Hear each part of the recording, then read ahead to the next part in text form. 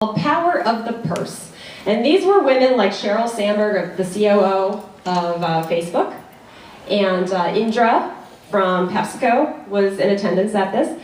And this panel that he listened to, he really realized how unique and different this panel of women were versus the panel of men that he had been witnessing throughout the convention. And what he said is, he said that he described it as an orchestra. So with the women, it was like improvised jazz. One would, talk, and then it would blend the conversation into the other woman, and the other woman would support what that woman was saying.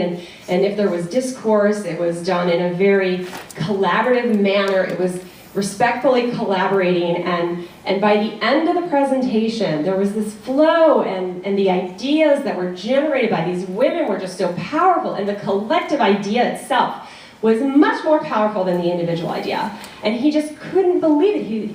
He was thinking, gosh, I sat in all of these meetings and I decided to go to this Power of the Purse event just because it intrigued him. And he sat there in absolute awe.